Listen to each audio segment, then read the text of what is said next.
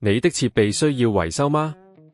我們提供免費診斷，我們上門取件和送件，無需致電或出行。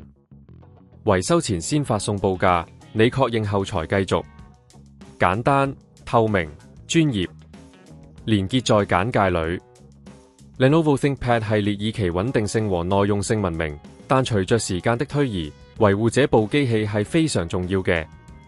首先，我哋可以從清潔開始，定期清潔鍵盤同屏幕，避免灰塵積聚，影響使用體驗。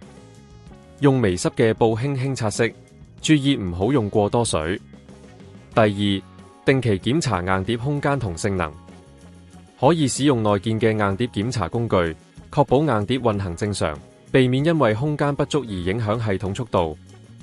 如果發現硬碟有問題，建議進行免費診斷，及早處理，以免數據損失。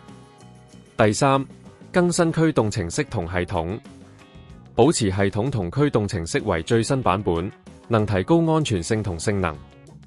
你可以進入 Lenovo 官方網站，下載最新嘅驅動程式，確保機器運行流暢。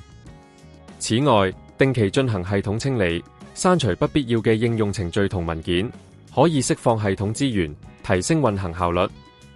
使用內建嘅磁碟清理工具，選擇需要清理嘅項目，讓你的 ThinkPad 回復最佳狀態。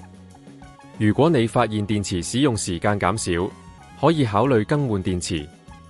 Lenovo 提供上門取件送件服務，方便用戶快速更換電池，避免長時間等待。記得在更換前，要求提供維修前報價，確保你知道所有費用。最後，保持良好的使用習慣亦非常重要，避免長時間高負載運行，定期關機休息，讓電腦有時間冷卻，從而延長使用壽命。透過這些維護技巧，你可以確保你的 Lenovo ThinkPad 一直保持最佳狀態，隨時應對工作需求。你的設備需要維修嗎？我們提供免費診斷，我們上門取件和送件，無需致電或出行。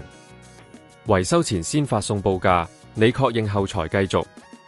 簡單、透明、專業。連結在簡介裏。